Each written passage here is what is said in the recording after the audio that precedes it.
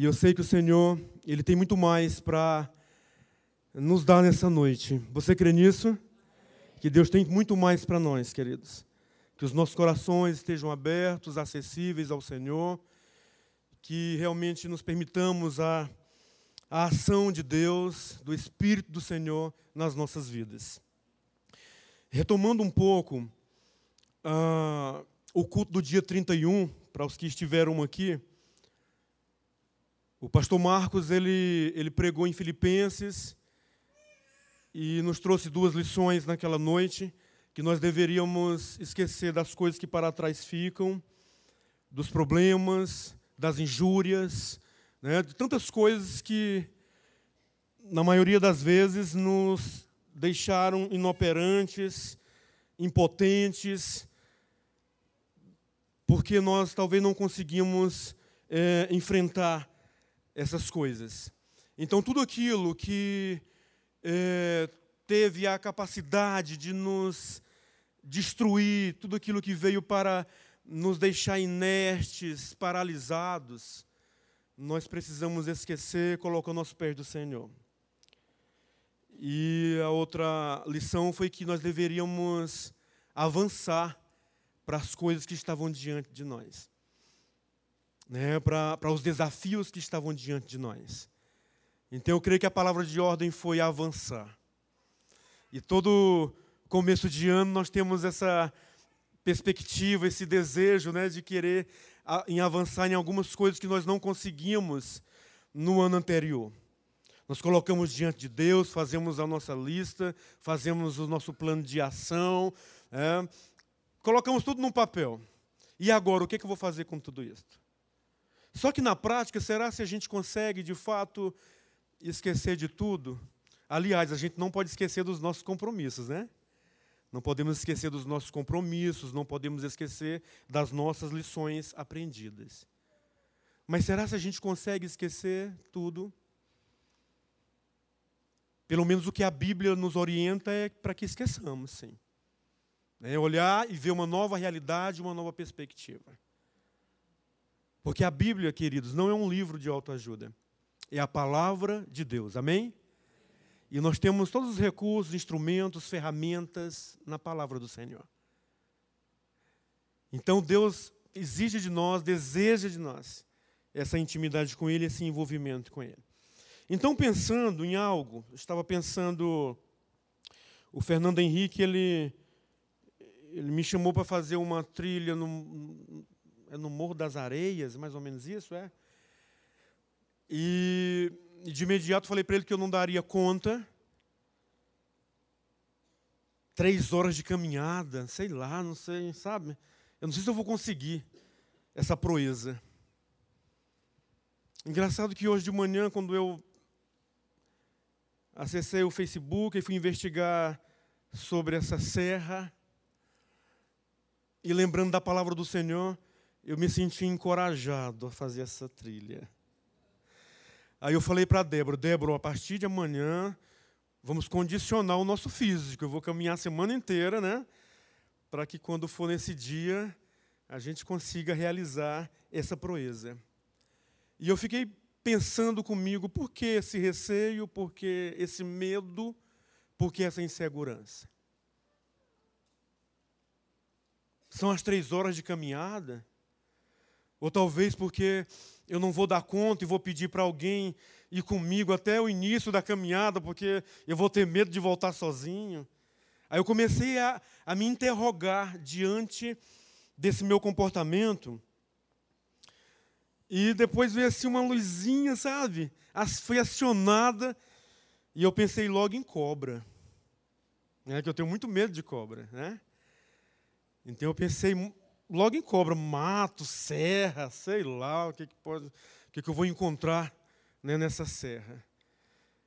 De antemão, eu não tive esse sentimento em relação à cobra. Mas eu tive um medo e eu tive um receio. Depois nós vamos ler o texto aqui de 1 João 4, a partir do versículo 7. Mas esse medo que a gente tem, na maioria das vezes, ele não é ruim. Certo? Ele não é ruim. Ele até nos ajuda. dependendo das circunstâncias, dependendo do momento, ele nos ajuda. Por causa do medo, muitos se livram de situações que podem trazer grandes problemas para eles, para as pessoas. Muitos se livram de riscos por causa do próprio medo. Porém, queridos, o medo, ele pode tornar-se um problema também. Ao mesmo tempo que ele pode nos ajudar, pode nos livrar de situações adversas, ele pode também se tornar um problema quando ele nos paralisa, quando ele nos deixa realmente sem rumo, sem ânimo, quando este medo ele nos impede de arriscar a crescer. Ou seja, muitos não crescem por medo de arriscar. E o medo ele pode provocar isso e causar isto.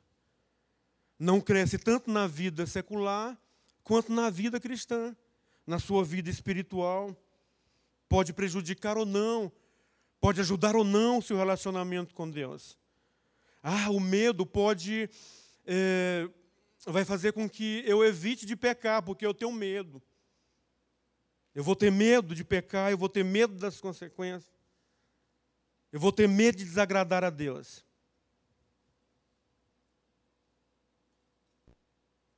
Mas também o medo, ele pode me impedir de ver quem é Deus. Sabe, de perceber a ação de Deus, o poder de Deus, a grandeza de Deus. O medo, ele pode prejudicar a minha própria fé, o meu próprio relacionamento com o Senhor. O Salmo 27:1 diz o seguinte: o Senhor é a minha luz e a minha salvação. De quem terei medo? O Senhor é o meu forte refúgio. De quem terei medo?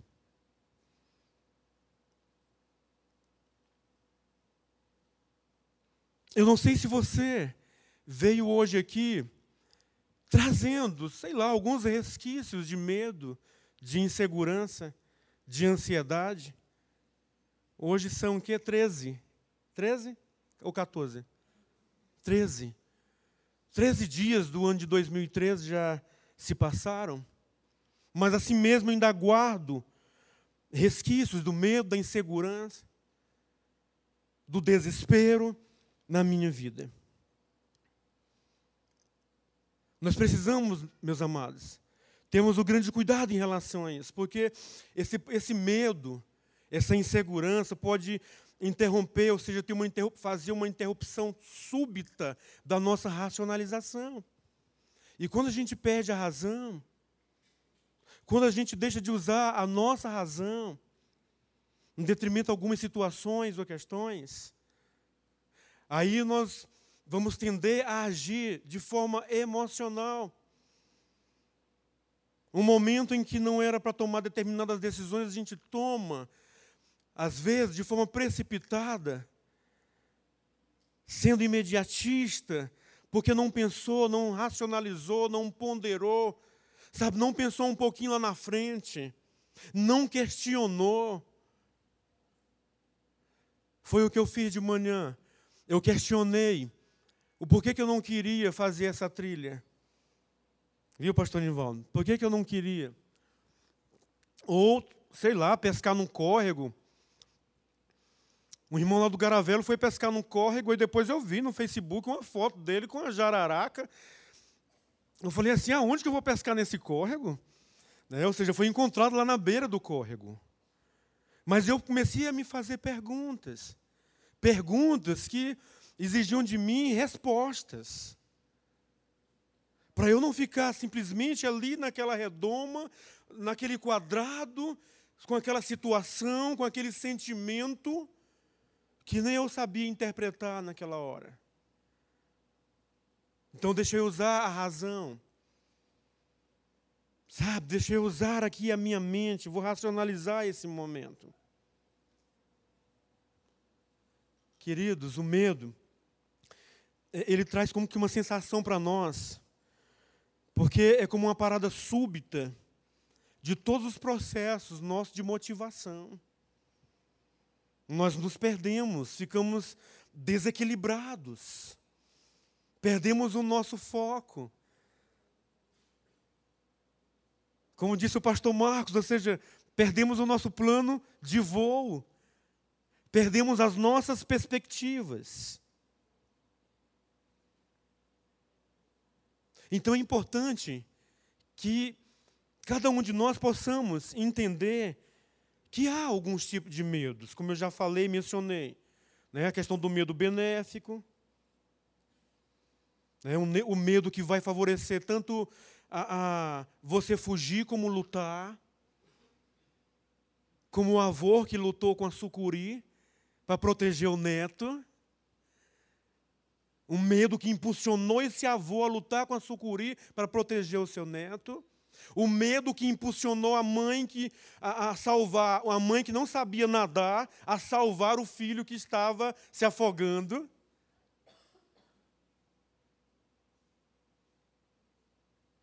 Eu não sei que tipo.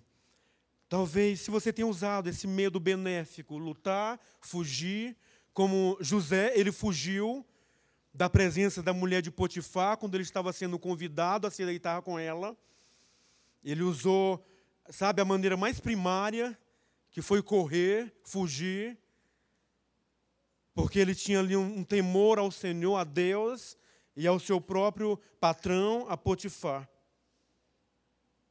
Então, queridos, este medo nos protege de atitudes perigosas contra nós mesmos. O nosso próprio cérebro, ele nos ajuda.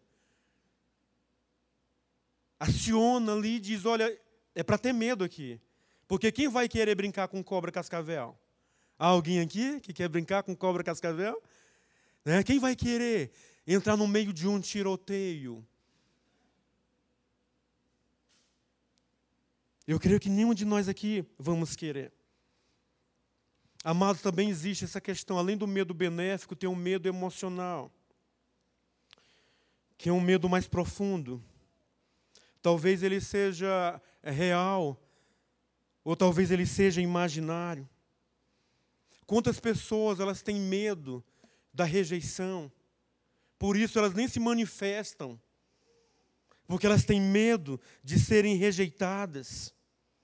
O disfarce mais simples na vida dessas pessoas é o medo da crítica. Então, para eu não ser criticado, eu vou ficar calado. Para que ninguém ria de mim, eu vou ficar calado. Sabe, para que ninguém me aponte, eu vou ficar calado. Então, isso tem a ver com medo emocional. Né? Também um medo das opiniões das pessoas, as ideias, as ações ou motivos que você seja escarnecido pelas outras pessoas. Ou talvez a gente aceita todas as condições que nos são impostas com medo de sermos rejeitados. Ou talvez eu aceite, eu adentro naquele contexto, vamos supor, do grupo, da turma, e vou aceitar as condições daquela turma porque eu não quero ser rejeitado e nem quero ser visto como um quadrado, sabe, como uma pessoa, como se fosse um ET que não existe nesse mundo. O que é isso, meu? É assim que acontece nos grupos de adolescentes e jovens. Muitos adolescentes e jovens se submetem a certas questões para eles não serem rejeitados. Ou seja, cuidem de um medo emocional, de algo muito mais profundo na vida deles. Há aquelas pessoas que têm o medo do fracasso, que tem a ver com relacionamento social.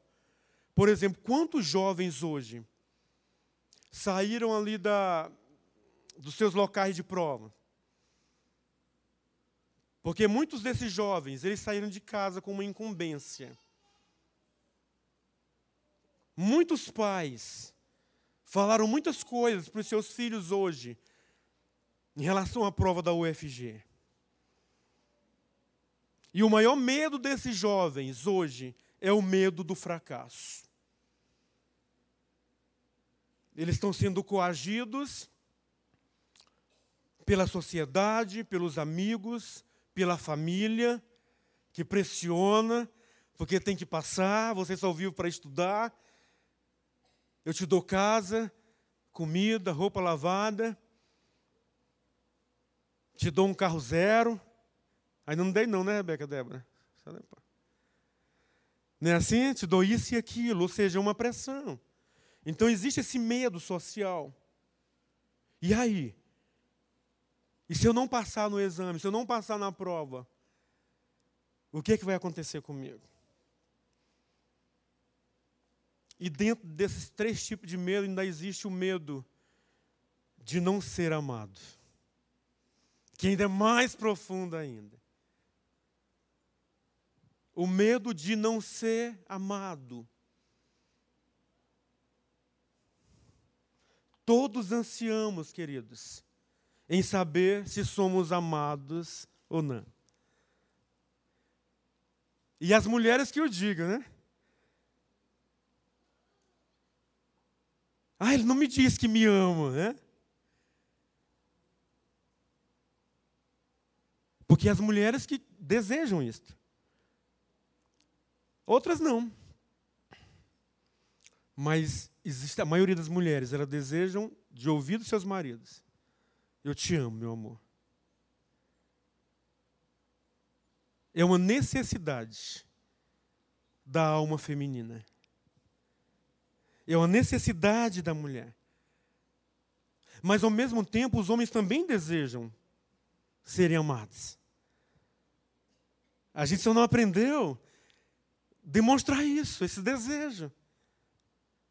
A gente só não aprendeu a demonstrar essa carência nossa e a gente utiliza N coisas, formas, para mostrar que a gente quer ser amado, que a gente também quer esse amor. Mas o ser humano, ele deseja ser amado. Sou amado incondicionalmente. As mulheres vão dizer: pelo meu marido. Sou amado incondicionalmente pela minha esposa, pelo meu filho, pelo namorado, pela namorada. E tememos, querido, talvez, muito mais a consequência da falta deste amor. E essa necessidade de sermos amados é algo muito sério. Porque quando a gente não encontra esse amor, quando a gente não encontra alguém que venha corresponder a este amor, nós temos a tendência, as pessoas têm a tendência de saírem catando este amor, procurando este amor. E elas não vão medir as consequências, porque elas querem achar o amor. E muitos estão buscando aí nas drogas, no álcool, na prostituição. Um amor que nem foi perdido. Talvez um amor que nunca teve. Aí as pessoas, elas não têm condições, talvez elas não tenham consciência de que existe um Deus. Sabe, um Deus que amou primeiro. Queridos, Deus, Ele nos amou primeiro. Só que muitos não têm essa consciência. Nem os lá de fora e às vezes nem os de dentro têm essa consciência. Que Deus nos amou primeiro. Por isso, querido, por isso, meus amados, nós tememos. Muitos temem que o patrão os demitam. Talvez que a namorada troque por um outro namorado, o namorado troque por uma outra namorada. Ser trocado por um outro homem, por uma outra mulher.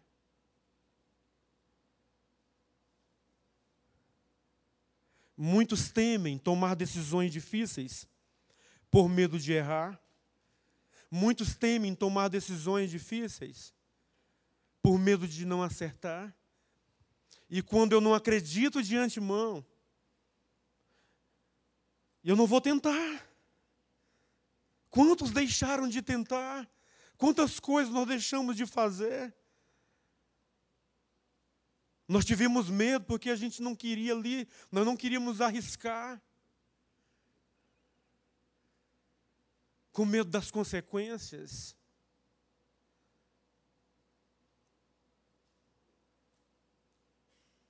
Não é fácil. Vocês pensam que eu não estou pensando em muitas coisas em relação às decisões que nós precisamos tomar, as nossas famílias, a minha família tomou no ano de 2012, e até mesmo essa questão de vir para cá, fazer parte da equipe pastoral da ISEC. Eita, mas é difícil. É complicado. Mas, ao mesmo tempo, eu não posso entender que eu tenho que controlar a minha vida. Queridos, existem momentos nas nossas vidas que o controle não parte de nós. O controle ele vai partir de Deus. Há momentos em nossas vidas que não tem como, não é uma resposta minha, mas é a resposta do Senhor. Sabe, é a direção do Senhor, é a condução do Senhor.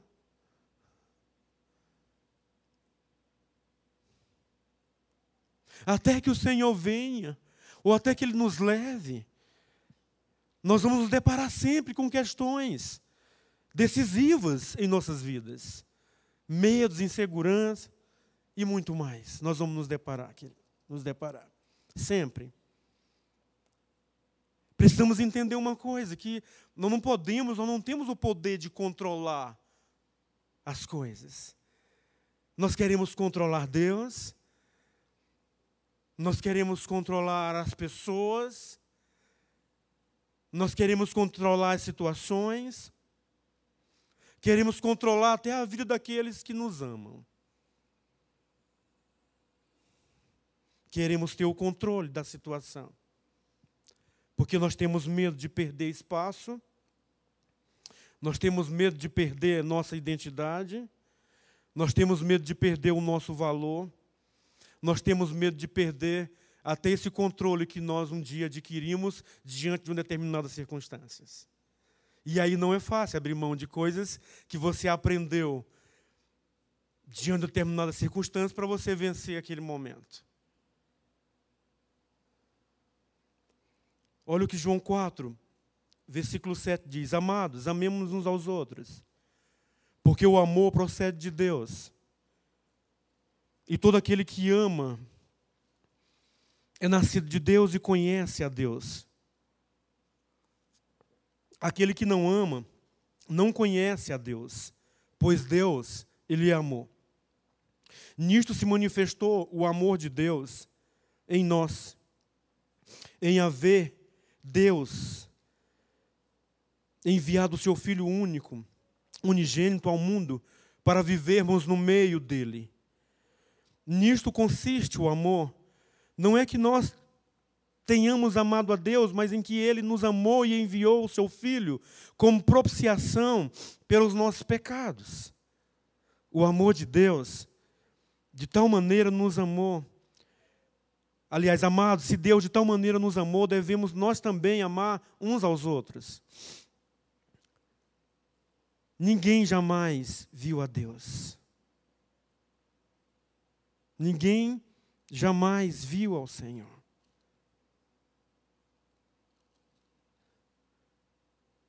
No amor de Deus não existe medo. Lá no versículo 18, no amor não existe medo. Antes, o perfeito amor lança fora o medo. Ora, o medo produz tormento. Aquele que teme não é aperfeiçoado no amor. Nós amamos porque Ele nos amou primeiro. Se alguém disser amo a Deus e odiar a seu irmão, ele é mentiroso. Pois aquele que não ama a seu irmão, a quem vê, não pode amar a Deus a quem não vê. Ora, temos da parte dele este mandamento, que aquele que ama a Deus, ame também ao seu irmão. Então a palavra diz que o medo ele traz tormento. Quantas pessoas, queridos, estão atormentadas? Quantas pessoas estão paralisadas nesta hora? Talvez até aqui no nosso auditório, nesse lugar, há pessoas que trouxeram tormentos no seu coração. Pessoas que estão sofrendo. Queridos, o amor de Deus é segurança, é paz que Ele proporciona a nós. Amém? Que você possa se sentir amado pelo Senhor. E é tão complicado que quando a gente não consegue ter uma relação de amor, ou nunca teve, nunca conseguiu ter uma relação de amor, sabe, com aquelas pessoas que nós vemos a cada hora, a cada instante, convivemos. Irmãos, é tão difícil estabelecer essa relação de amor, sabe, de nós, ou seja, de mim para Deus. Porque é algo que eu não conheço, algo que eu não vivi, algo que eu não experienciei. Sou tão carente, tão necessitado, o que é isso?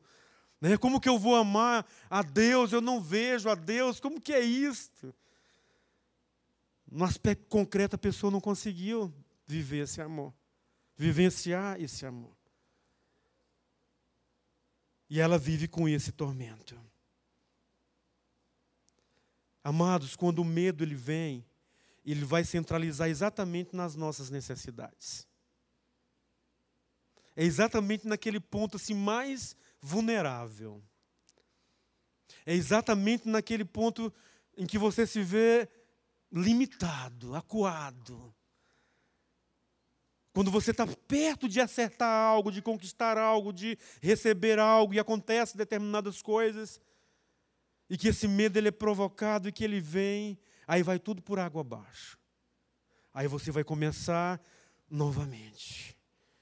Porque ele vai apontar exatamente a minha necessidade, a sua necessidade, as nossas necessidades. E às vezes eu deixo de fazer algo, decidir algo, porque eu quero me sentir seguro em relação àquilo que eu já estou acostumado. Eu quero me sentir seguro em ter toda a atenção que eu já tenho, por isso eu não vou abrir mão. E mesmo que aquela atitude, aquele comportamento ele seja errado, mas é confortável a mim. É importante para mim.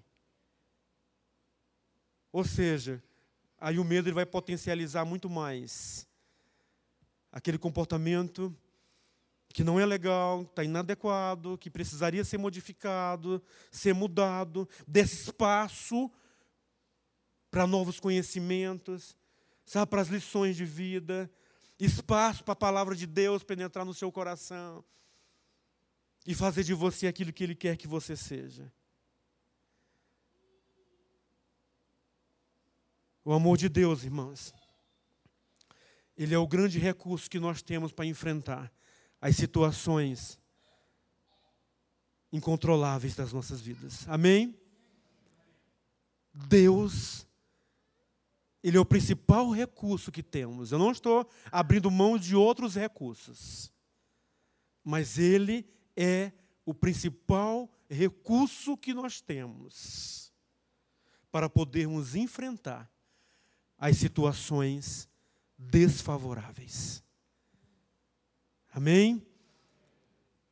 E talvez você esteja diante de situações desfavoráveis hoje.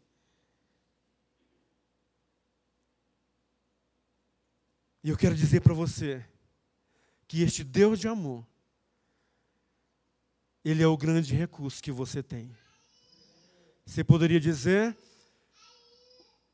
este Deus de amor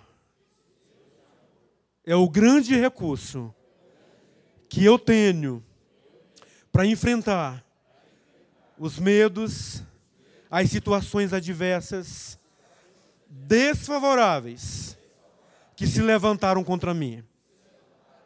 Eu creio, Senhor. Eu creio na minha vitória. Eu creio, Senhor, porque Tu poderás fazer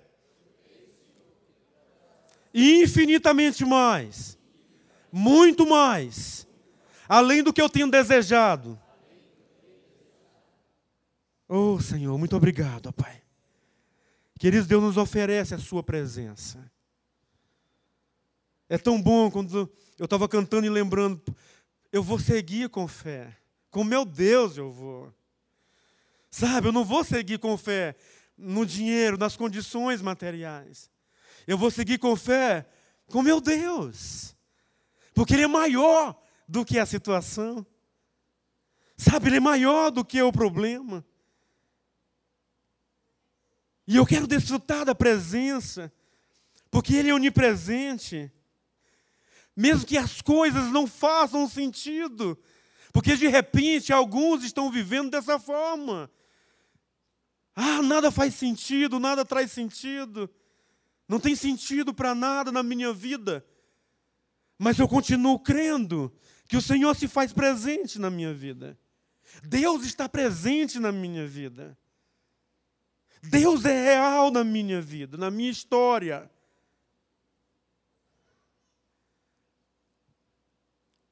Ali naquela hora da tempestade, Jesus com os discípulos, em Marcos 4:35, relata essa história. Jesus pergunta para eles: por que vocês estão tímidos? Sabe por que vocês estão apavorados? Por que vocês estão aterrorizados, descontrolados? Eles estavam com medo. Filho, filha, eu estou presente.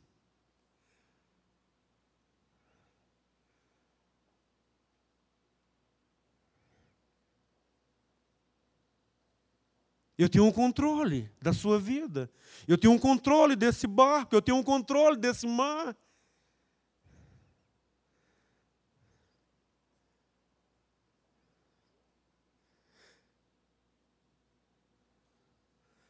E eles ficaram um pouquinho abertos, porque quando Jesus acalmou, poxa, até quem é esse? Porque até o mar obedece. Até o mar obedece.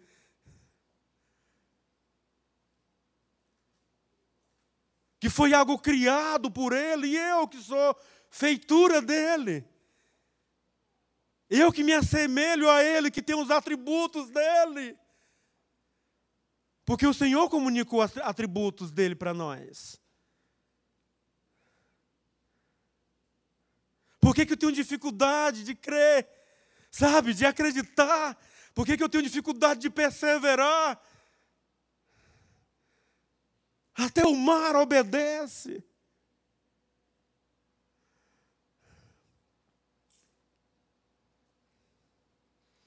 Queridos, Deus nos ama. Ele se fará presente sempre. Amém?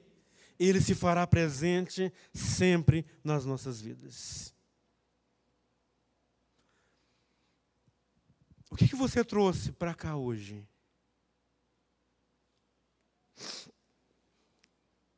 Eu tenho muita dificuldade de falar para as pessoas: olha, tem uns cabides ali fora, e quando você chegar, deixa lá o fardo, deixa os problemas. Tudo pendurado lá. É complicado, né? O que eu vou fazer?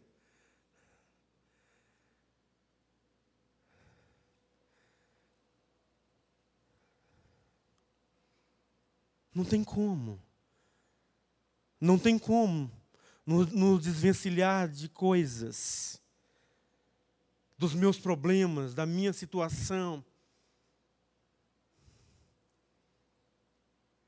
Eu vou trazer tudo. Amém? Eu vou trazer tudo, como Ana levou ali para o templo. Ela levou todos os temores dela. A amargura, ressentimento, sofrimento, depressão. Porque ela sabia que a presença de Deus, a casa de Deus, é um lugar de cura. Amém? É um lugar de cura, queridos. A igreja é um lugar de cura. Porque Deus vai usar todos os recursos, partindo dEle, até chegar em mim e você, para possibilitar cura e transformação na vida das pessoas.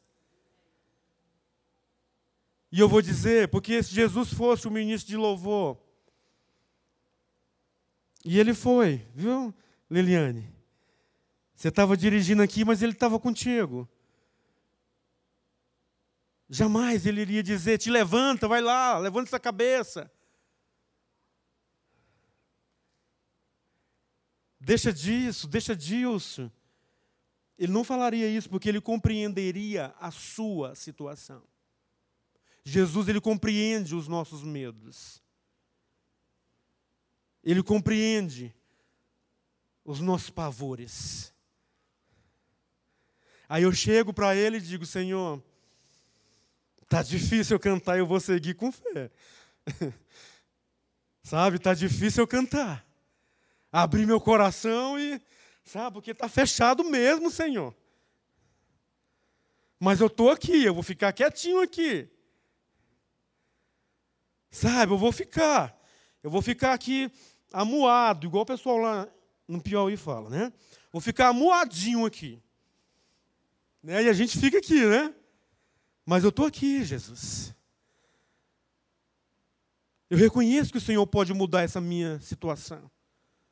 É só que eu não dou conta de falar, eu vou seguir com fé.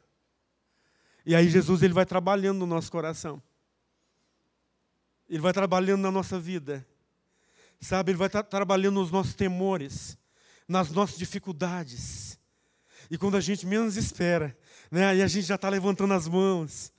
Sabe, a gente já está conseguindo colocar algumas palavras, pronunciar a letra do cântico. E aí o Senhor vai colocando a alegria dele no nosso coração.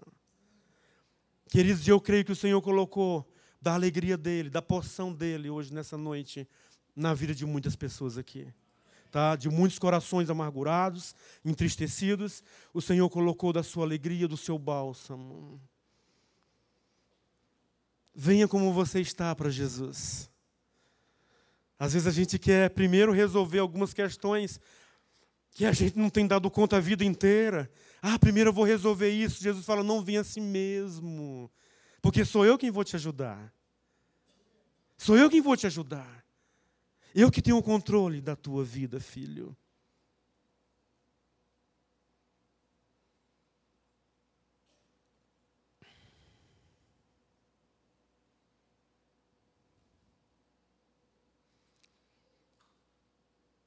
Teve um cântico que nós cantamos que falou que a gente deve amar o irmão, não teve? Tinha uma frase. E o texto fala sobre isso. Às vezes nós perdemos a oportunidade de colocar os nossos temores diante de um determinado irmão, porque nós não temos um bom relacionamento, nós somos pessoas difíceis. E nós queremos tanto alguém que esteja do nosso lado. Às vezes nem para falar nada, é só para ouvir a gente falar. Às vezes a gente não quer nem que você fale, a gente só quer que você ouça. Eu só quero que você ouça, eu quero só me desabafar, não é assim? Eu só quero desabafar.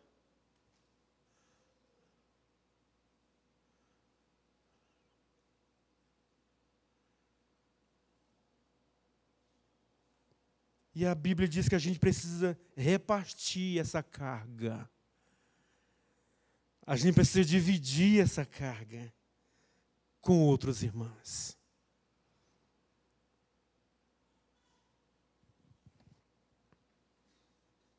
Porque tem hora que sozinho a gente não consegue. Daí a ideia, queridos, dos pequenos grupos. Acho que não existe uma forma melhor de nos relacionarmos, estarmos inseridos. Sabe, a vida na vida, viver a vida do outro. Não naquela questão de se intrometer com a vida do outro, não é isso. Mas viver uma realidade que me possibilite exatamente isso. Olha, irmão, a carga está pesada, está difícil. E ali a gente para tudo. Aquele texto que foi preparado para aquele dia não é pregado naquele dia, não é assim? Aquilo que foi organizado para aquele... muda tudo. Levem os fardos pesados uns dos outros e cumpram a lei de Cristo. Para que você receba ajuda, para que se ore uns pelos outros, para que se confronte e avalie a natureza do medo. O que eu fiz de manhã comigo foi uma confrontação, avaliar a natureza do meu medo de não querer ir fazer essa trilha. É preciso avaliar a natureza da situação. É preciso avaliar o contexto. É preciso se fazer uma investigação para que a gente tenha uma resposta mais aproximada daquilo que você está sentindo ou daquilo que está acontecendo.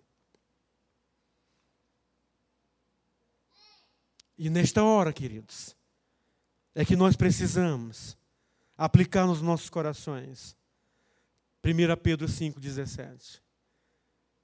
Sabe, levar toda a nossa ansiedade para os pés de Jesus. Levar todo o nosso conflito, todas as situações desfavoráveis aos pés do Senhor. Porque o Espírito Santo, ele vai estar trabalhando na nossa mente. Sabe, vai trazer luz para a nossa mente. Vai estar nos capacitando nesse momento de racionalização, de identificação da natureza do problema. É Ele quem vai trazer luz, porque Ele nos conhece. Ele nos conhece. Então, nesta hora, eu preciso admitir os meus medos, eu preciso admitir a minha insegurança. Eu preciso reconhecer que existe uma situação desfavorável, algo que tem me atormentado. Aí depois eu vou lançar sobre ele tudo. Amém? Diga, eu vou lançar sobre ele tudo. Tudo. Porque ele tem cuidado de mim. Amém? Você crê que o Senhor tem cuidado de você? Ele tem cuidado de você? Amém? Glória a Deus. O Senhor tem cuidado de mim e de você. E eu gostaria nessa hora que você curvasse a sua cabeça.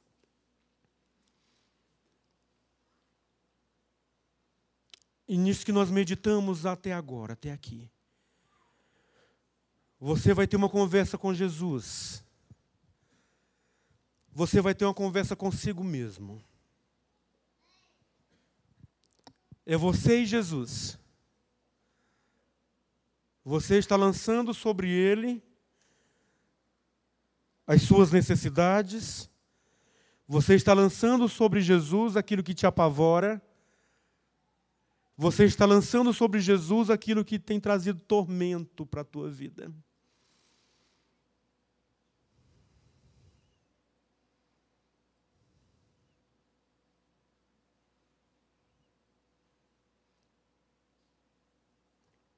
Pensa nisso.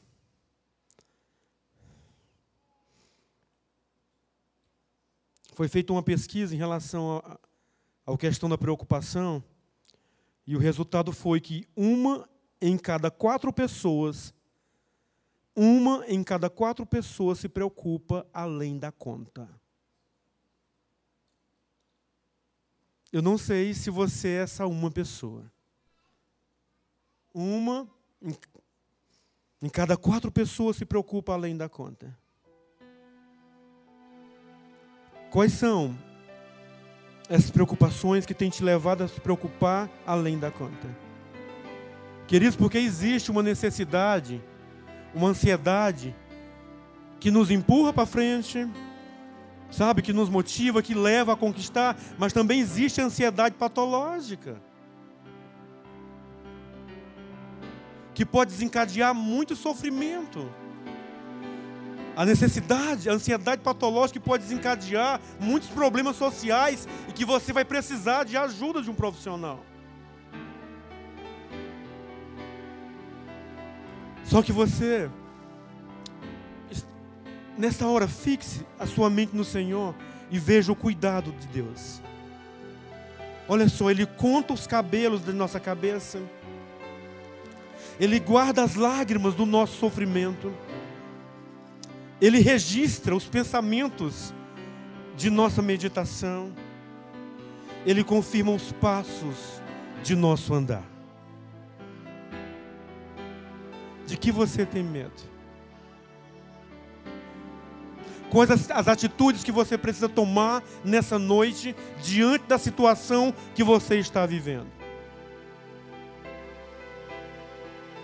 E o primeiro passo que você vai dar nessa noite é procurar descobrir o que o medo simboliza para você.